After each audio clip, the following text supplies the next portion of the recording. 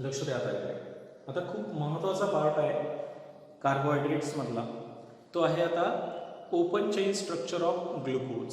सुरुवातीला आपण structure of ग्लुकोजमध्ये दोन स्ट्रक्चर स्टडी करणार आहोत. एक सायक्लिक स्ट्रक्चर आणि दुसरं open chain structure of glucose. तर आज आता आपण जो पोर्शन्स पाहणार आहोत स्ट्रक्चर ऑफ ग्लुकोजमध्ये तो आहे open chain structure of glucose. Open chain structure of glucose. Open chain structure of glucose. Structure of glucose. तर ग्लुकोजचं ओपन चेन स्ट्रक्चर आपण स्टडी करणार आहोत. तर मी सुरुवातीला पहिल्यांदा ओपन चेन स्ट्रक्चर ड्रॉ करून दाखवतो आणि नंतर आपण एव्हिडन्स सांगणार आहोत की हे ओपन चेन स्ट्रक्चर असंच का आहे म्हणून. बरोबर आहे. एव्हिडन्स म्हणजे त्याची माहिती सांगणार आहोत की नेमकं हे स्ट्रक्चर कसं आहे म्हणून. तर बघा ओपन चेन स्ट्रक्चर ऑफ ग्लुकोजमध्ये तुम्ही जर ग्लुकोज काढला फॉर्म्युला तर ग्लुकोजमध्ये एक फंक्शनल ग्रुप कोणता असतो तुमचा अल्डिहाइड फंक्शनल ग्रुप असतो आहे की नाही. त्यानंतर चार तुमचे सेकंडरी अल्कोहोलिक ग्रुप असतो. हा एक सेकंडरी अल्कोहोलिक ग्रुप आहे. हा दुसराही तिसऱ्या नंबरचा कार्बनही सेकंडरी अल्कोहोलिक ग्रुप आहे. थर्ड नंबरचा कार्बनही सेकंडरी अल्कोहोलिक ग्रुप आहे. फोर्थ फिफ्थ नंबरचा कार्बनही सेकंडरी अल्कोहोलिक ग्रुप आहे आणि सिक्स्थ नंबरचा कार्बन प्रायमरी अल्कोहोलिक ग्रुप आहे. बरोबर आहे. लक्ष ठेवा. तर यामध्ये आपल्याला माहिती आहे की एक फंक्शनल ग्रुप कोणता आहे आपला अल्डिहाइड फंक्शनल ग्रुप आहे ना ग्लुकोजमध्ये.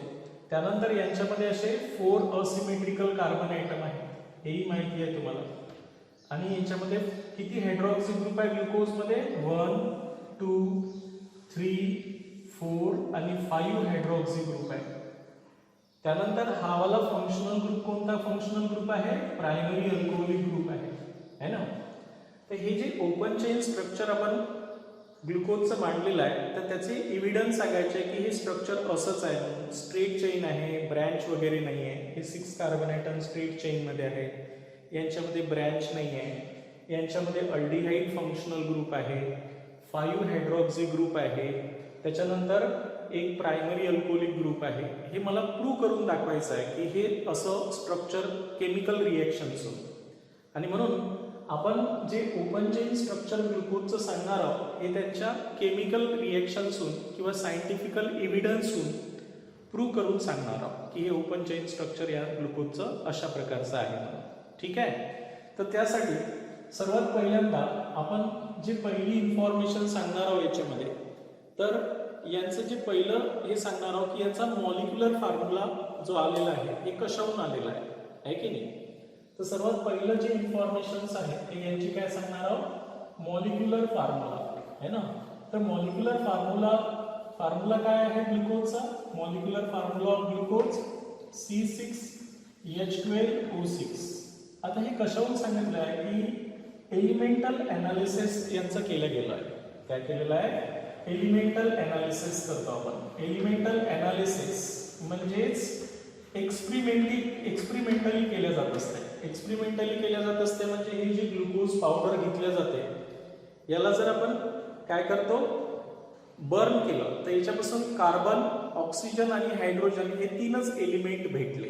बघा लक्षात ठेवायचं आहे. एक्सपेरिमेंटली असं लक्षात आलं की यांचं जेव्हा एक्सपेरिमेंटली एलिमेंटल एनालिसिस केलं गेलं तर यांच्यावरून लक्षात आलं की this glucose is made up of only carbon hydrogen and oxygen element. या 3च एलिमेंट पासून बनलेला आहे.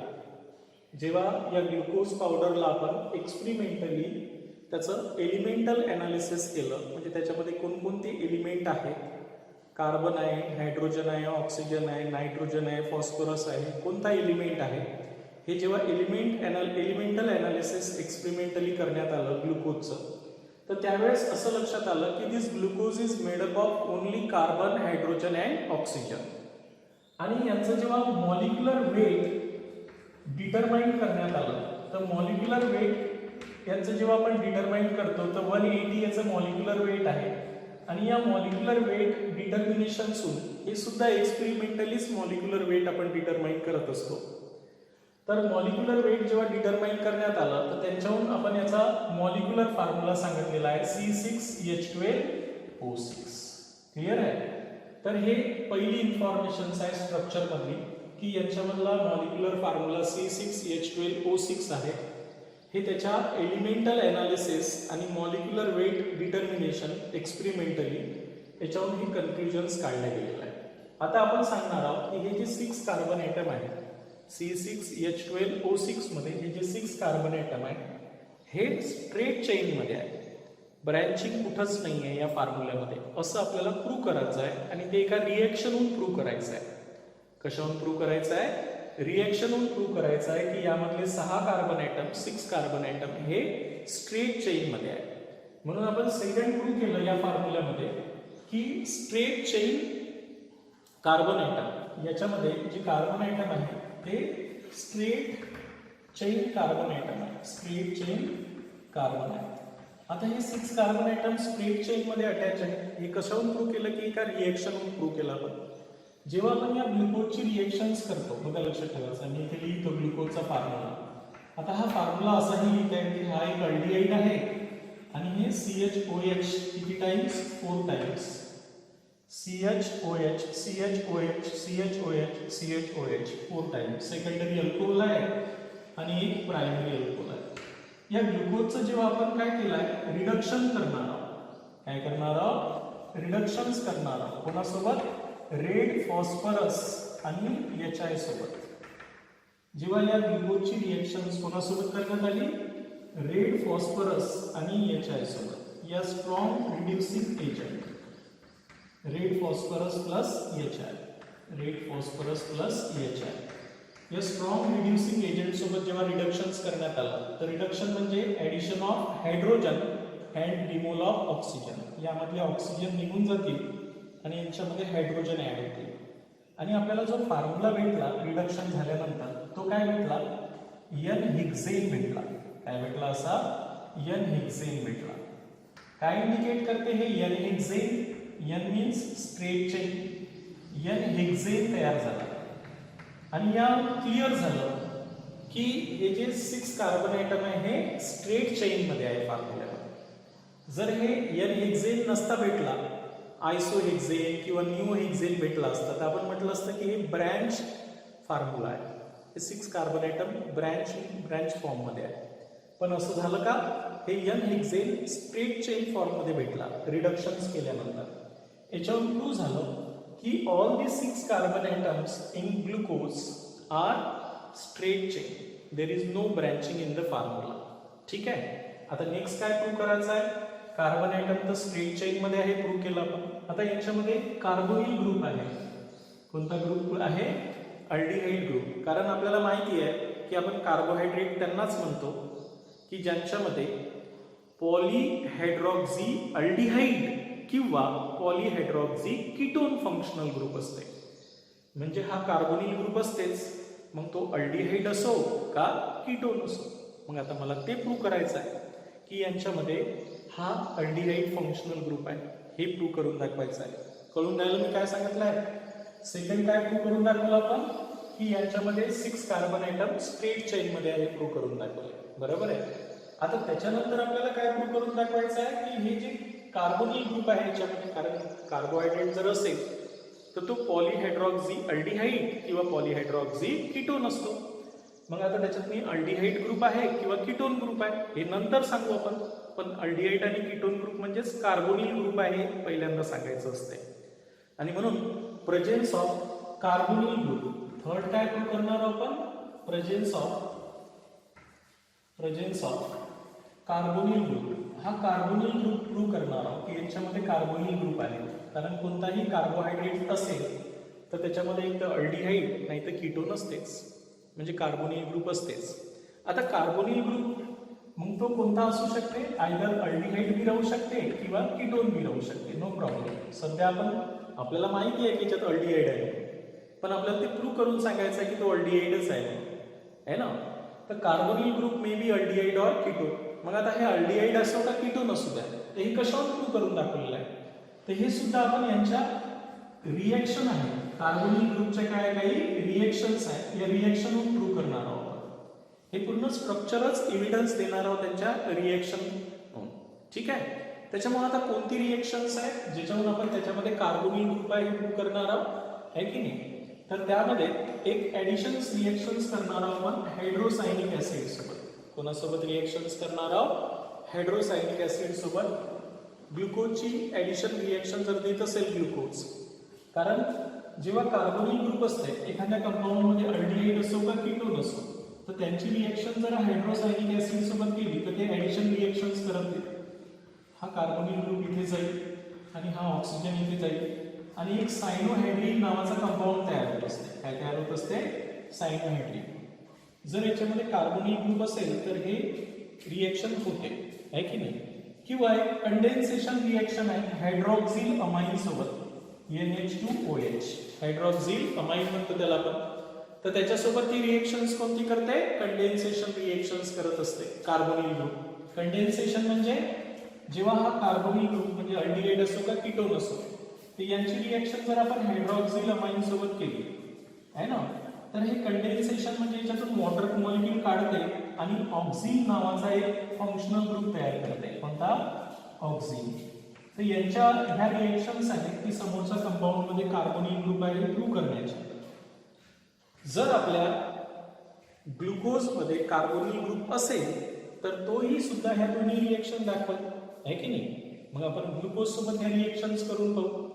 जर ग्लुकोज अशाच ॲडिशन आणि अशाच कंडेन्सेशन रिएक्शन्स करत असेल तर ग्लुकोज मध्ये कार्बोनिल ग्रुप आहे हे कन्फर्म होते, आहे ना? मग आपण तेच कन्फर्म करून राहिलो की ग्लुकोज मध्ये कार्बोनिल ग्रुप आहे हे कन्फर्म करून राहिलो. तर मग कन्फर्म करण्यासाठीच आता आपण काय करणार आहोत? ग्लुकोजची रिएक्शन्स कोणासोबत करणार आहोत? ॲडिशन्स रिएक्शन्स हायड्रोसायनिक ऍसिड सोबत आणि कंडेन्सेशन्स रिएक्शन्स हायड्रॉक्सिल अमाइन सोबत करून पाहणार आहोत. जर ह्या दोन रिएक्शन ते देत असतील तर ग्लुकोज मध्ये कार्बोनिल ग्रुप आहे हे फिक्स होते. त्याच्यामुळे आपण ग्लुकोजचा फॉर्म्युला काढू. बघा, लक्षात ठेवायचा आहे, हा वाला अल्डिहाइड फंक्शनल ग्रुप आहे माहिती आहे आपण. त्यानंतर 4 सेकंडरी अल्कोहोलिक फंक्शनल ग्रुप आहे CHOH/4 आणि एक प्रायमरी अल्कोहोलिक ग्रुप आहे CH2OH. क्लिअर आहे? आता यांची जेव्हा सुरुवातीला आपण रिएक्शन्स करू हायड्रोसायनिक ऍसिड सोबत, आहे ना, तर काय होणार आहे? हा सायनाइड न्यूक्लिओफाइल आणि हा इलेक्ट्रोफाइल, हे कार्बन पॉझिटिव्ह ऑक्सिजन निगेटिव्ह. हा सायनाइड इथे लागल, याची इथे लागल आणि आपल्याला काय भेटल? सायनोहायड्रिन नावाचा कंपाऊंड तयार होईल, ग्लुकोज सायनोहायड्रिन. बस याच फंक्शनल ग्रुपवर रिएक्शन होते, कारण तेच फंक्शनल ग्रुप आहे प्रूव्ह करण्याची ती रिएक्शन आहे आणि त्याच्यामुळे त्याच फंक्शनल ग्रुपवरती रिएक्शन्स होईल. अशा प्रकारे आपल्याला हा प्रॉडक्ट तयार करायचा आहे. क्लिअर आहे? काय नाव आहे याचं? ग्लुकोज सायनोहायड्रिन. काय म्हणतो आपण? ग्लुकोज सायनोहायड्रिन. या रिएक्शन्स काय प्रूव्ह झालं की या ग्लुकोज मध्ये कार्बोनिल ग्रुप आहे, या ग्लुकोज मध्ये कार्बोनिल ग्रुप आहे हे प्रूव्ह झालं. अशीच आपण या ग्लुकोजची रिएक्शन्स बघा, लक्षात ठेवायचं आहे. सेकंड रिएक्शन्स कोणासोबत करून पाहिली? हायड्रॉक्सिल अमाइन सोबत करून पाहिली. हाच मी ग्लुकोज घेतो, बघा लक्षात ठेवायचं आहे, लिहिताना व्यवस्थित लिहायचं आहे. CHOH/4 आणि CH2OH हा झाला ग्लुकोज. आणि या ग्लुकोजची रिएक्शन आपण हायड्रॉक्सिल अमाइन सोबत केली. अमाइन म्हणजे NH2, हायड्रॉक्सिल म्हणजे OH. ती यांच्यासोबत ती कंडेन्सेशन रिएक्शन्स करते. काय करते? कंडेन्सेशन रिएक्शन्स करते आणि ग्लुकोज ऑक्झिन नावाचा कंपाऊंड तयार होत असते. काय तयार होते? ग्लुकोज ऑक्झिन नावाचा कंपाऊंड तयार होत असते, 4CH2OH. काय नाव आहे याचं? Glucose auxin plus H2O. तर अशा प्रकारे हा ग्लुकोज ऑक्झिन तयार होते. तर या रिएक्शन काय प्रूव्ह झालं? या दोन्ही रिएक्शन्स मी आता जे समजावून सांगितल्या त्यावरून प्रूव्ह झालं की या ग्लुकोज मध्ये एक कार्बोनिल ग्रुप आहे. भले तो अल्डिहाइड आहे का कीटोन आहे हे नाही सांगता येईल सध्या, ते आपण समोरच्या रिएक्शनवरून प्रूव्ह करणार आहोत की तो अल्डिहाइडच आहे. आता हे रिएक्शन होत आहे कार्बोनिल ग्रुप दाखवणार आहे, म्हणजे अल्डिहाइड किंवा कीटोन आहे का नाही ते प्रूव्ह करण्यासाठी. बरोबर आहे? तर ज्यावरती ह्या दोन्ही रिएक्शन्स अल्डिहाइड कीटोन देते, तर ग्लुकोज मध्ये अल्डिहाइड कीटोन असेल तर त्यांनी हे रिएक्शन दिल्या पाहिजे आणि ग्लुकोज ते रिएक्शन देते. म्हणून हे प्रूव्ह झालं की ग्लुकोज मध्ये कार्बोनिल ग्रुप आहे. आता तो कार्बोनिल ग्रुप अल्डिहाइड आहे हे प्रूव्ह करायचं आहे आपल्याला. नेक्स्ट काय प्रूव्ह करू आपण? कार्बोनिल ग्रुप तर आहेच त्याच्यामध्ये, तर आता त्याच्यामध्ये जो कार्बोनिल ग्रुप आहे तो अल्डिहाइडिक ग्रुप आहे हे प्रूव्ह करायचा आहे. क्लिअर आहे? आपल्याला माहिती आहे तसं तो अल्डिहाइड ग्रुप आहे म्हणून. आणि म्हणून आता प्रेझेन्स ऑफ अल्डिहाइड ग्रुप म्हणजे फोर्थ चे पॉइंट्स आपल्याला याच्यात करायचं आहे की presence of aldehyde group CHO group म्हणजे त्यामध्ये अल्डिहाइड ग्रुप आहे हे प्रूव्ह करायचं आहे.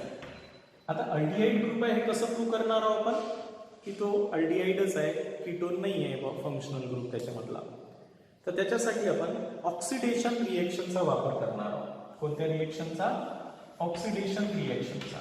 तर थोडंसं आपल्याला पहिल्यांदा ऑक्सिडेशनचं नॉलेज असलं पाहिजे की ऑक्सिडेशन रिएक्शन कसं प्रूव्ह करणार आहोत की ते अल्डिहाइड आहे कीटोन नाही आहे. त्याचं कारण सांगतो मी तुम्हाला की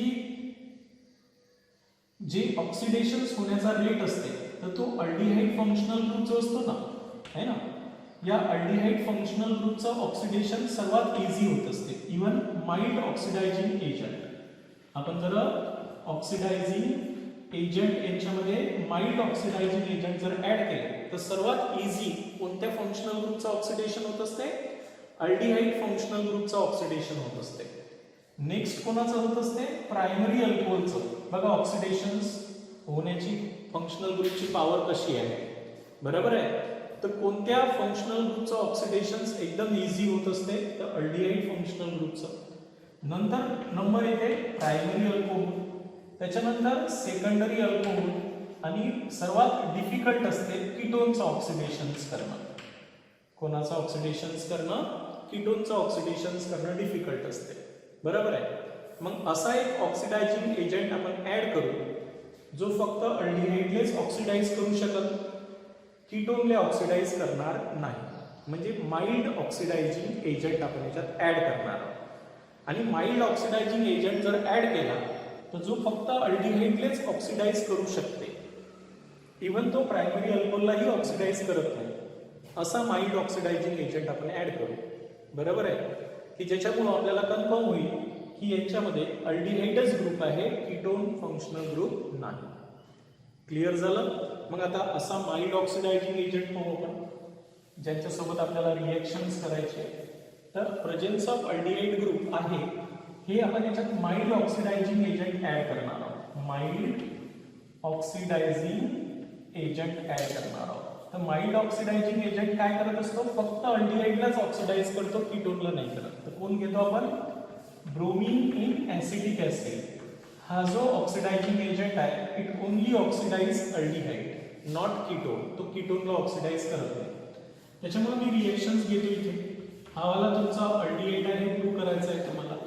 4 सेकंडरी अल्कोहोलिक ग्रुप आहे आणि एक प्रायमरी अल्कोहोलिक ग्रुप आहे. तर मला याच्यात मी ऑक्सिडायझिंग एजंट ऍड करायचा आहे, mild oxidizing agent. Bromine in acidic acid हा माइल्ड ऑक्सिडायझिंग एजंट आपण याच्यात ऍड करू. नेसेंट ऑक्सिजन प्रोव्हाइड करत आणि तो फक्त आणि फक्त कोणत्या ऑक्सिडायझिंग फंक्शनल ग्रुपला ऑक्सिडाइज करल? या अल्डिहाइडला. आणि आपलं फायनल आन्सर काय येणार आहे? एक ग्लुकोनिक ऍसिड काय तयार होईल? ग्लुकोनिक ऍसिड तयार होईल या प्रकारे, आहे ना. तर हा कोणता ऍसिड आहे? ग्लुकोनिक ऍसिड. ग्लुकोनिक ऍसिड. तर दॅट कन्फर्म दॅट या रिएक्शनसून कन्फर्म झालं की हा जो फंक्शनल ग्रुप आहे हा अल्डिहाइडच फंक्शनल ग्रुप आहे. कोणता फंक्शनल ग्रुप आहे? अल्डिहाइड, कीटोन नाही. क्लिअर झालं? नेक्स्ट आपल्याला प्रूव्ह करायचं होतं की 5 हायड्रॉक्सी ग्रुप आहे. ठीक आहे. आता याच्यामध्ये एक प्रायमरी अल्कोहोल आहे हेही मला प्रूव्ह करायचं आहे. आता तो जर प्रायमरी अल्कोहोल असेल तर थोडा आपल्याला त्याच्यापेक्षा स्ट्रॉंग ऑक्सिडायझिंग एजंट घ्यावा लागेल जो अल्डिहाइडलाही ऑक्सिडाइज करेल आणि प्रायमरी अल्कोहोललाही ऑक्सिडाइज करेल. तर त्याच्यामुळे आपण यांच्यामध्ये प्रायमरी अल्कोहोलिक ग्रुप आहे तेही आपण त्याचं ऑक्सिडेशन करणार आहोत. हा जो प्रायमरी अल्कोहोलिक ग्रुप आहे तर हे प्रूव्ह करण्यासाठी आपण यांचं ऑक्सिडेशन करणार आहोत. कोणासोबत? Dilute nitric acid. Dilute nitric acid जो आहे हा असा ऑक्सिडायझिंग एजंट आहे हे 2 फंक्शनल ग्रुपला ऑक्सिडाइज करू शकते. अल्डिहाइडले तर करणारच आहे कारण अल्डिहाइड हा माइल्ड ऑक्सिडायझिंग एजंट नाही रिड्यूस होते. आणि दुसरं जो प्रायमरी अल्कोहोल आहे नेक्स्ट ऑर्डरमध्ये जे ऑक्सिडेशन होणार होतं तर प्रायमरी अल्कोहोललाही तो ऑक्सिडाइज करू शकतो, बरोबर आहे की नाही. पण प्रॉब्लेम असा आहे की ते सेकंडरी अल्कोहोलले ऑक्सिडाइज नाही करत. हे जे ऑक्सिडायझिंग एजंट आहे हे फक्त कोणाला ऑक्सिडाइज करू शकतात? अल्डिहाइड फंक्शनल ग्रुपले आणि प्रायमरी अल्कोहोलले. ते सेकंडरी अल्कोहोलने ऑक्सिडाइज करणार नाही. त्याच्यामुळे आपण जर आता नेक्स्ट ग्लुकोजची रिएक्शन्स घेतली, हा जर ग्लुकोज घेतला, अल्डिहाइड फंक्शनल ग्रुप आहे, 4 सेकंडरी अल्कोहोलिक ग्रुप आहे, एक प्रायमरी अल्कोहोलिक ग्रुप आहे, हा आपला ग्लुकोज आहे. आणि या ग्लुकोजचं जर आपण ऑक्सिडेशन्स केलं, आता थोडा स्ट्रॉंग ऑक्सिडायझिंग एजंट आपण याच्यात ऍड केला आहे ना, तर कोणता ऍड केला आहे? Dilute nitric acid. तर याचा रोल काय? डायल्यूट नायट्रिक ऍसिडचा तुम्हाला माहिती आहे ना, काय की हा काय करतो, बोथ अल्डिहाइड फंक्शनल ग्रुपले तो ऑक्सिडाइज करणार आहे, कारण अल्डिहाइडले माइल्ड ऑक्सिडायझिंग एजंटही ऑक्सिडाइज करते, त्यासाठी आपल्याला नेसेंट ऑक्सिजन देतात. तर 3 नेसेंट ऑक्सिजन आपण यूज करणार आहोत. याचं ऑक्सिडेशन होईल आणि हे तर ऍसिड मध्ये कन्वर्ट होईल, बरोबर आहे. पण हे जे मनातले सेकंडरी अल्कोहोलिक ग्रुप आहे हे ऑक्सिडाइज होणार नाही, हे ऑक्सिडाइज होणार नाही, कारण हे त्यांना ऑक्सिडाइज करू शकत नाही. पण हा डायल्यूट नायट्रिक ऍसिड प्रायमरी अल्कोहोललाही ऑक्सिडाइज करते इनटू द कार्बोक्सिलिक ऍसिड, आहे की नाही. तर अशा प्रकारे सॅकॅरिक ऍसिड किंवा ग्लुकॅरिक ऍसिड तयार होत असते. ग्लुकॅरिक ऍसिड तयार होते किंवा यालाच आपण सॅकॅरिक ऍसिड म्हणतो. काय म्हणतो? सॅकॅरिक ऍसिड. त्याच्यावर कन्फर्म झालं की याच्यामध्ये एक प्रायमरी अल्कोहोलिक ग्रुप सुद्धा आहे, बरोबर आहे की नाही. एक अल्डिहाइड आहे, एक प्रायमरी अल्कोहोलिक ग्रुप आहे. आता फायनली काय प्रूव्ह करणं आहे आपल्याला की याच्यातली हायड्रॉक्सी ग्रुप किती आहे? 1 2 3 4 5 हायड्रॉक्सी ग्रुप आहे की नाही हे प्रूव्ह करणं आहे. तर 5 हायड्रॉक्सी ग्रुप आहे हे प्रूव्ह करण्यासाठी आपण आता कोणासोबत रिएक्शन्स करणार आहोत माहिती आहे का? की ऍसिटिलेशन्स करणार आहोत. तर आता नेक्स्ट आपण याच्यात प्रूव्ह करणार आहोत की प्रेझेन्स ऑफ, आता याच्यामध्ये प्रेझेन्स ऑफ 5 हायड्रॉक्सी ग्रुप आहे, याच्यामध्ये 5 हायड्रॉक्सी ग्रुप आहे हे मला प्रूव्ह करायचं आहे. तर त्यासाठी एक रिएक्शन्स आहे ऍसिटिलेशन्स. ऍसिटिलेशन जर केलं आपण तर ते फक्त हायड्रॉक्सी ग्रुपवरच रिएक्शन्स होत असते. तर ऍसिटिलेशन्स एक तर आपण ऍसिटिक क्लोराईड घेतो किंवा ऍसिटिक अनहायड्राइड घेतो. काय घेतो आपण? असा ऍसिटिक अनहायड्राइड. या दोनपैकी कोणीही एक घ्या. आता आपण जेव्हा ग्लुकोजची रिएक्शन्स करू तर ग्लुकोजमध्ये 5 हायड्रॉक्सी ग्रुप आहे हे मला सांगायचे आहे. हे झाले 4 हायड्रॉक्सी ग्रुप, बरोबर आहे. आणि हा एक 5th हायड्रॉक्सी ग्रुप. तर त्यावेळेस जेव्हा आपण ग्लुकोजचं ऍसिटिलेशन्स करू, ऍसिटिक अनहायड्राइड घेतो. काय घेतो? असा ऍसिटिक अनहायड्राइड घेतो आणि याचं ऍसिटिलेशन्स करतो. कोणताही घेतला तरी चालते in the presence of dilute H2SO4 च्या प्रेझेन्समध्ये. तर काय होते माहिती आहे का? हे 5 हायड्रॉक्सी ग्रुपच्या जागी ऍसिटिल ग्रुप येऊन जाईल. काय येऊन जाईल? ऍसिटिल ग्रुप येऊन जाईल. आणि काय होईल? ऍसिटिलेशन्स पायरिडिनच्या प्रेझेन्समध्ये करतो आपण. हे कोणाच्या प्रेझेन्समध्ये? पायरिडिन. तर हे 5 हायड्रॉक्सी ग्रुपसाठी आपल्याला इथे 5 घ्यायला लागेल. 5 मोल ऍसिटिक अनहायड्राइड. हे 5 ऍसिटिल ग्रुप इथे येऊन जाईल. अल्डिहाइडला काहीच होणार नाही, कारण अल्डिहाइड सोबत रिएक्शनच करत नाही, फक्त हे हायड्रॉक्सी ग्रुप सोबत करते. त्याच्यामुळं CHO, C double bond O, CH3 असे 4 ऍसिटिल ग्रुप इथे लागल. हे 4 ऍसिटिल ग्रुप आणि एक ऍसिटिल ग्रुप तुमचा इथे लागल, आहे की नाही. प्लस 5 ऍसिटिक ऍसिडचे मॉलिक्युल्स आपल्याला साइड प्रॉडक्ट भेटून जाईल, बरोबर आहे की नाही. अशा प्रकारे तर हे काय तयार झालं? पेंटा ऍसिटिल ग्लुकोज तयार होत असते. तर पेंटा ऍसिटिल ग्लुकोज तयार होते याच्यावरून कन्फर्म होते की याच्यामध्ये 5 हायड्रॉक्सी ग्रुप आहे. जर याच्यातनी 4 ऍसिटिल डेरिव्हेटिव्ह तयार झालं असतं तर 4 हायड्रॉक्सी ग्रुप आहे असं म्हटलं असतं. ट्राय ऍसिटिल डेरिव्हेटिव्ह तयार झालं असतं तर 3 हायड्रॉक्सी ग्रुप आहे असं म्हटलं असतं. पण याच्यात किती आहे? कोणता डेरिव्हेटिव्ह तयार होते? पेंटा ऍसिटिल ग्लुकोज तयार होते आणि याच्यावरून कन्फर्म होते की याच्यामध्ये 5 हायड्रॉक्सी ग्रुप आहे. तर हे सर्व एव्हिडन्स प्रूव्ह करते बघा की यांच्यामध्ये 5 हायड्रॉक्सी ग्रुप आहे, स्ट्रेट चेन मध्ये आहे, अल्डिहाइड ग्रुप आहे, प्रायमरी अल्कोहोलिक ग्रुप आहे.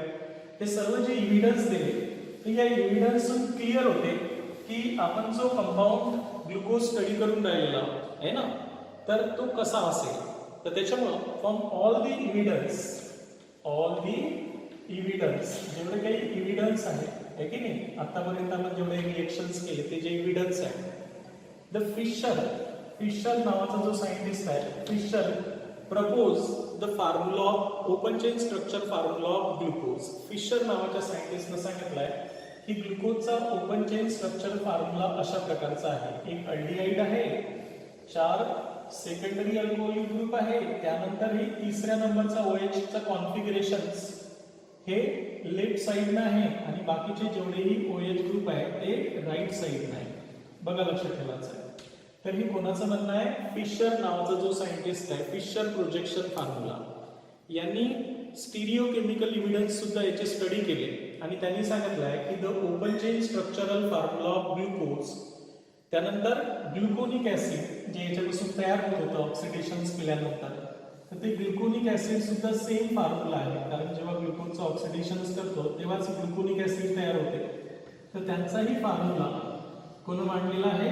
या फिशर प्रोजेक्शन फॉर्म्युल्यानुसार असा आहे. आणि ग्लुकोनिक ऍसिड नंतर ग्लुकॅरिक ऍसिड, हे ग्लुकोनिक ऍसिडचं आहे की नाही?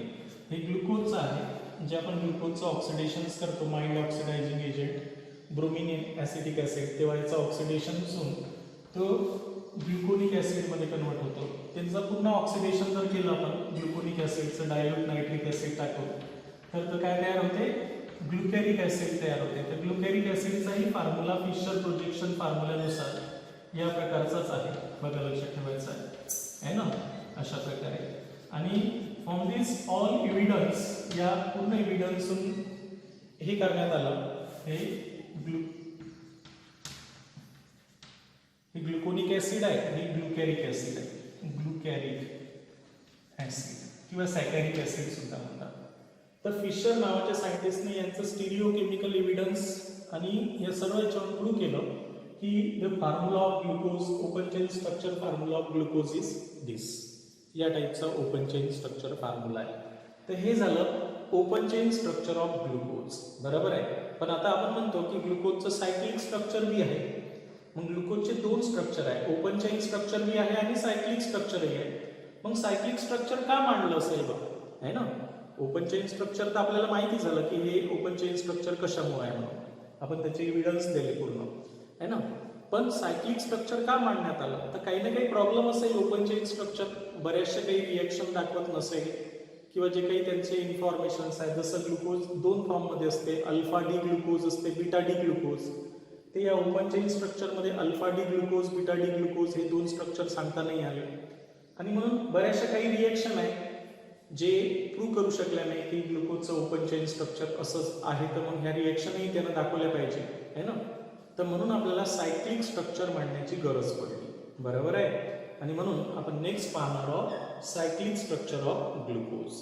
हे दोन स्ट्रक्चर तुम्हाला क्लिअर आलं पाहिजे. सायक्लिक स्ट्रक्चरही महत्वाचं आहे फिशर आणि हॅवर प्रोजेक्शन फॉर्म्युल्यानुसार. एकदा ते आले की तुम्हाला मग डायसॅक्राइड्स, पॉलिसॅक्राइडचे स्ट्रक्चर इझिली येतात. ओके.